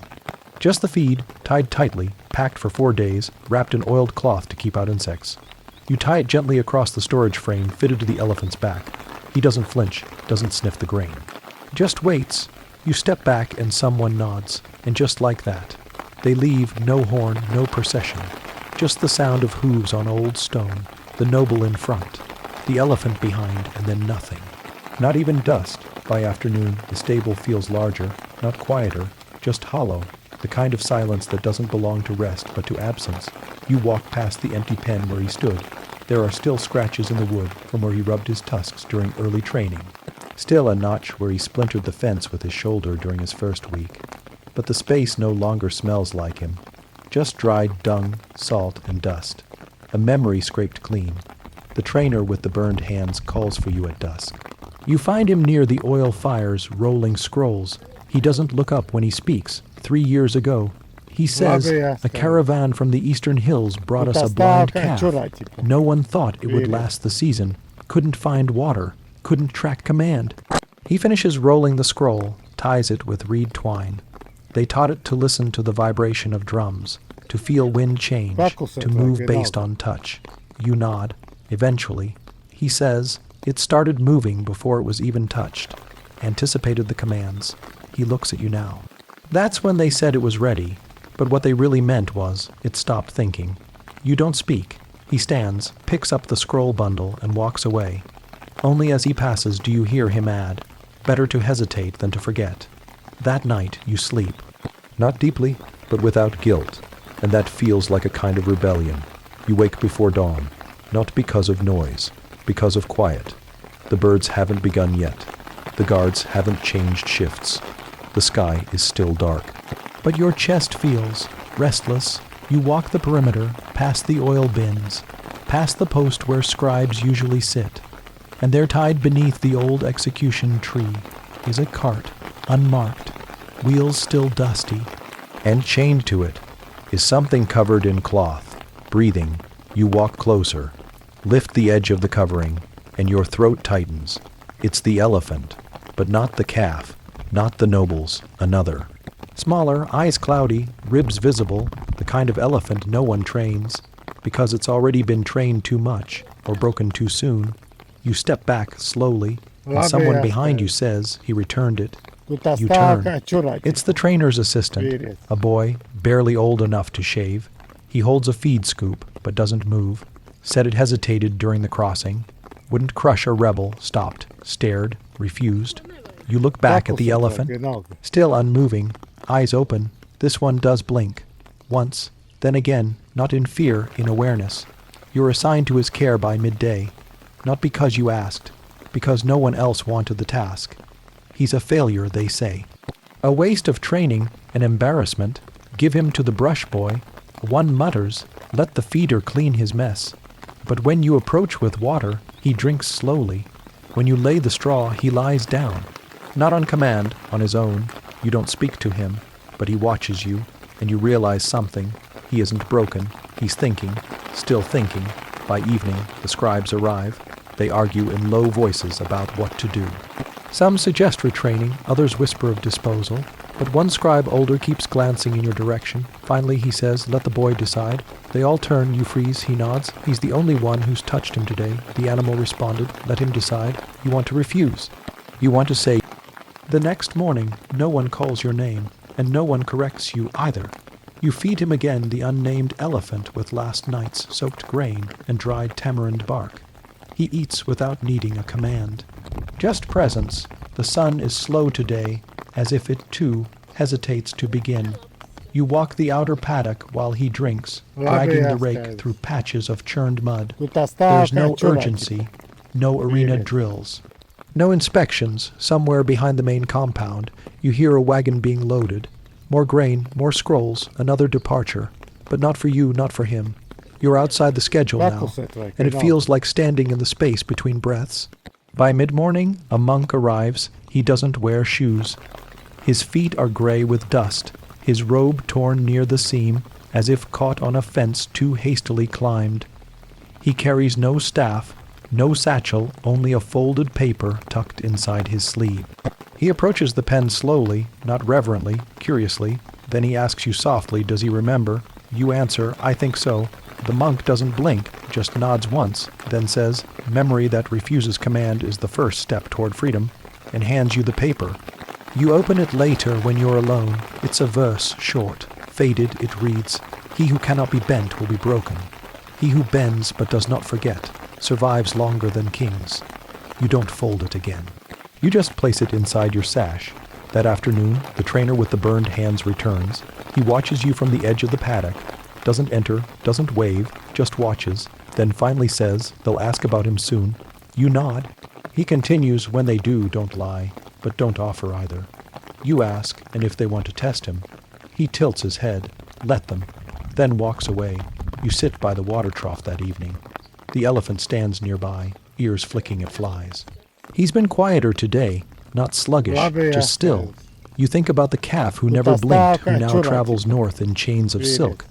You think about her, the one who disappeared, her shadow stretched across your memory like a ghost that never had to raise her voice. And you wonder where exactly they all go when the story stops following them. You don't sleep much that night. You lie on the mat, listening to the bats flutter across the thatched roof, listening to the wind press against the shutters, listening for drums, but none come, just silence, that kind of deep silence that comes after something has chosen not to return. In the morning, a cart arrives, but not the usual kind. This one is smaller. No iron cage, no rope ties, just a slanted wooden platform with garlands hanging from its sides, decorative, ceremonial. A traveling noble is passing through, the guards say. He wishes to observe a symbol of loyalty from each district. Not for punishment, just performance, a show, a borrowed obedience for the sake of peace. They ask if the elephant can kneel. You nod once. They ask if he can follow hand signals. You say he can. They ask if he has a name. You don't answer. They don't press. They just say, prepare him. He rides at dusk. You lead him to the bathing basin, rinse his flanks with warm water, scrub dried husk from behind his ears, clean the cracked skin around his eyes with a cloth dipped in herbs. He doesn't flinch, but you notice he keeps one foot slightly raised, not in protest, in readiness. They don't chain him, not yet. Just guide him with soft ropes, looped loose around the neck. And when the hour comes, he follows. Not perfectly, not blindly, but willingly. You walk beside the cart as it rolls past the shrine, past the well, past the arena you haven't entered in days. People watch, but they don't whisper. They've stopped guessing. Now they only record. You wonder what title they'll give him, if any. Symbol of district obedience, maybe, or the elephant with no name. At the city gate, the noble's retinue waits. The elephant pauses. Looks at the crowd, then at you, then steps onto the cart. No signal, no push, just understanding. The noble raises a finger, the cart begins to roll, but before it passes under the gate arch, the elephant shifts, turns his head fully, looks back at you only once, and in that look more memory than command, more presence than obedience. You don't raise a hand. The monk doesn't knock. He doesn't bow either. He enters through the south gate just before dawn, walking with a limp so slight it could be mistaken for winged hesitation. His robe is older than the monastery he likely came from, dyed in that faded marigold that clings to thread long after purpose has left it. You see him before the others do, because you're already awake. Sitting near the trough, still staring at the empty paddock where no elephant returned. He walks past you without pause, not as if ignoring, as if certain you'll follow, and you do, without asking why. He leads you to the shaded courtyard behind the scribe's quarters, where old scrolls go to soften in the heat, where reed baskets are woven for storage, then forgotten when names change. He sits on the stone rim of the dry well and looks up at the sky, even though there's no sun yet. Then he says, "You fed the one with no name." You nod. He nods too, but not to mirror you, as if confirming something already written down somewhere you haven't seen. Then he asks, "What did he teach you?" You don't answer immediately. Not out of confusion, because the answer is too long for one sentence. So you say, "He waited." And the monk smiles barely, then you're ready. You think he's come to speak, but he hasn't. He's come to listen. To silence, to the courtyard walls that still echo the names of beasts long scratched out. He closes his eyes and breathes in, then says, so gently it might be mistaken for birdsong, "There's a place where elephants go after the last order is given. Not a myth, a valley, south of the Red River, north of the burnt bridge. You wait." He continues, "They are not wild, not tame, just unowned." You ask, do they forget? He opens his eyes. No, that's why they go there. The rest of the day folds in on itself. You go through the tasks feeding, sweeping, sorting spoiled millet, but no one asks anything of you. The old trainer is gone, the calf is gone, the unnamed one is gone. All that's left are duties hollow, wordless. The new handlers polish harnesses for elephants that haven't been born yet. The scribes adjust weights on the execution logs, recalibrating for smaller beasts. And one of the oil boys is promoted, which means he now gets to light the arena torches before the morning drills. He grins at you as if that matters. Maybe it does. Maybe the world runs on small illusions. By twilight, the monk has built a fire outside the compound wall. Not a ceremonial flame, just enough to roast lentils and heat water. He gestures for you to join him. You sit cross-legged, too tired to be polite. He stirs the pot with a carved twig, then says, "They asked me to train one once." You raise an eyebrow. "I refused." He says, "Not because I couldn't, because I would have loved it." You don't speak. You can't teach obedience without believing in it. He continues, "And I believed too easily."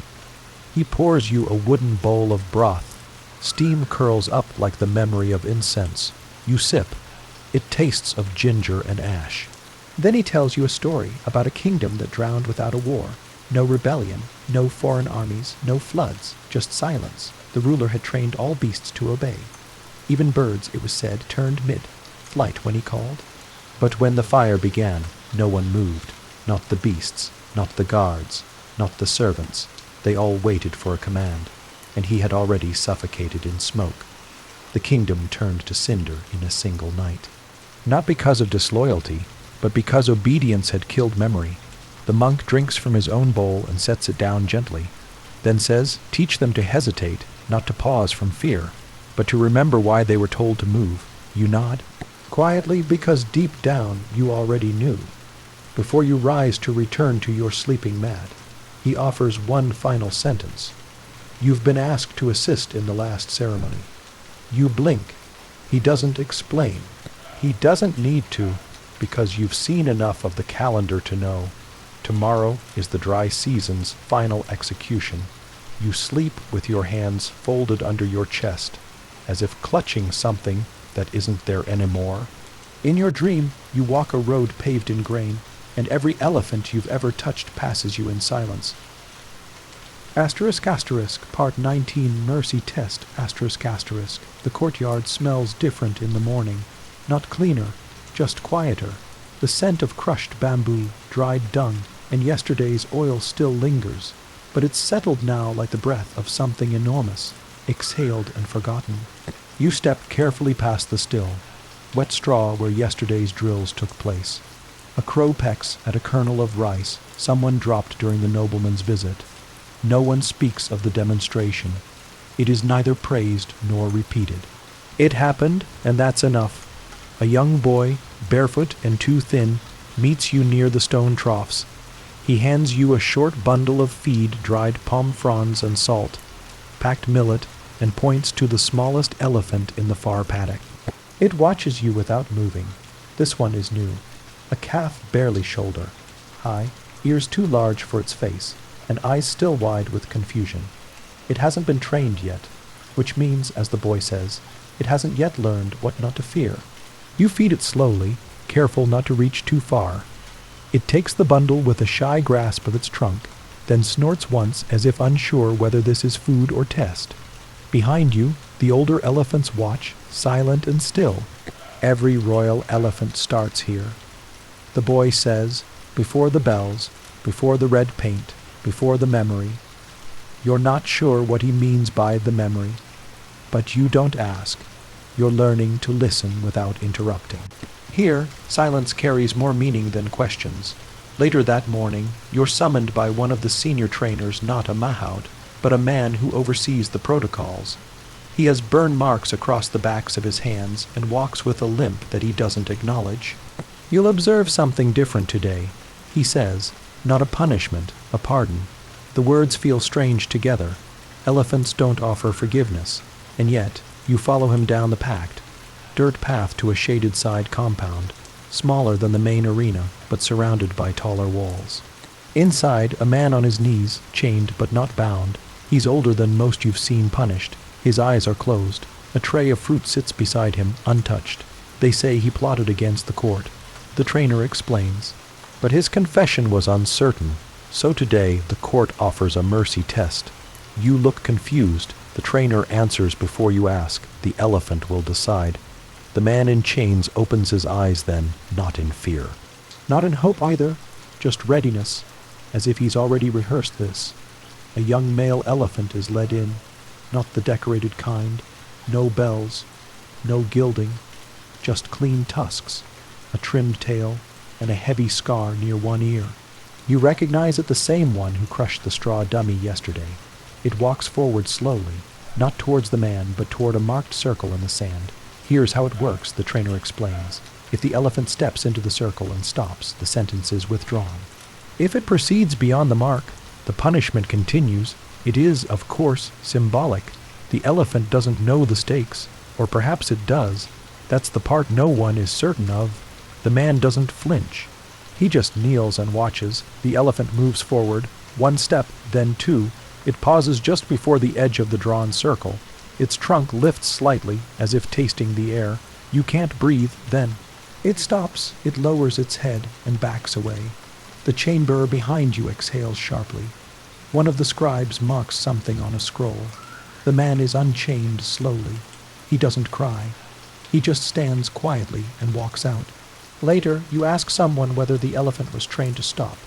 They say all of them are trained to obey, but only a few are trained to hesitate. The rest of the day passes like fog. You help mix mash for the evening feed. You refill the oil basins that keep flies away.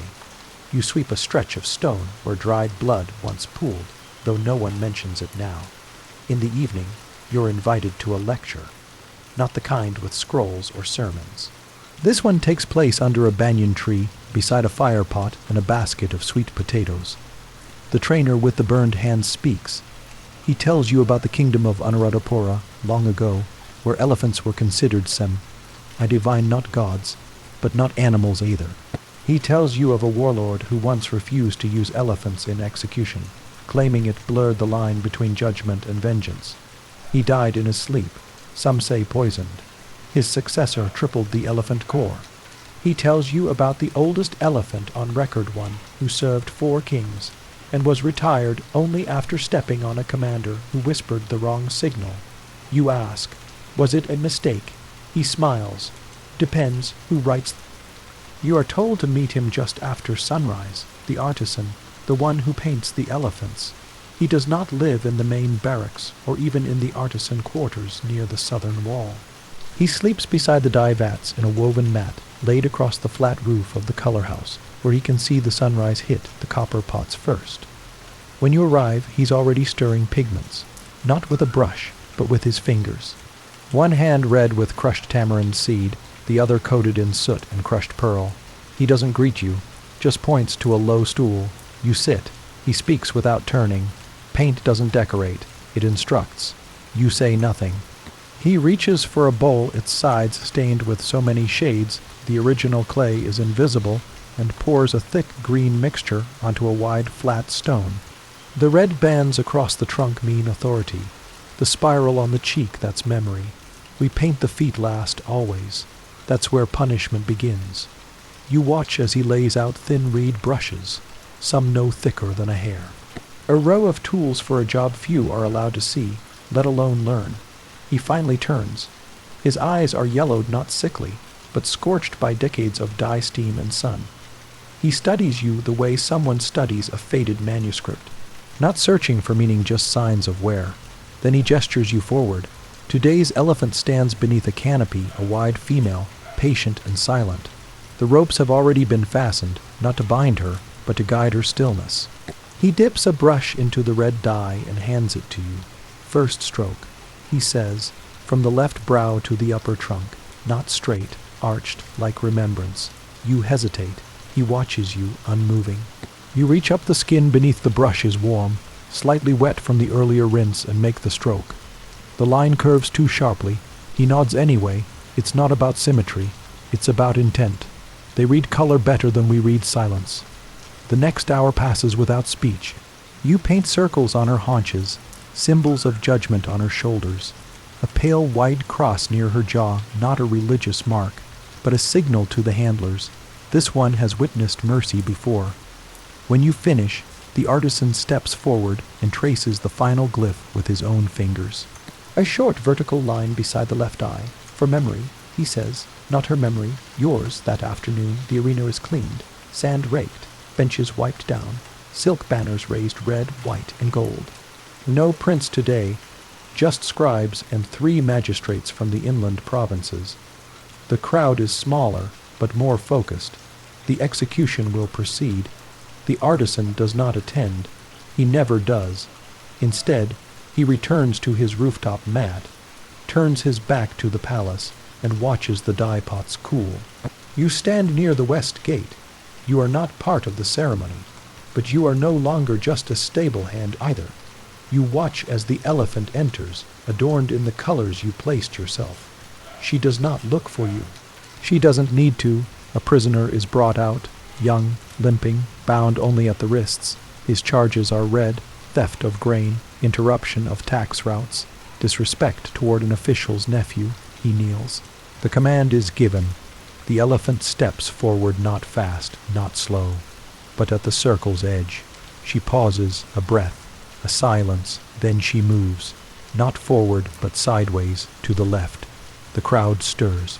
The magistrates whisper. The scribes take note. The commander raises his arm to signal correction, but the signal is never completed, because she kneels, right there, on the sand, beside the prisoner, and stays. The execution is halted. There is no punishment, no applause, no declaration, only silence. A new record is written. Ceremonial failure. Elephant refused order. But those who were present will never forget. That evening, you return to the artisan's rooftop. You find him sipping cool tea, unmoved. She remembered. You say, he nods and smiles without looking at you. Then I painted her right. The final elephant you see before your departure is not painted, not chained, not named. She stands at the edge of the southern road, where the jungle begins to reclaim the stone. You don't call out, you don't wave, you just stop and wait. She blinks once, then turns, and vanishes into the trees. You are no longer needed in the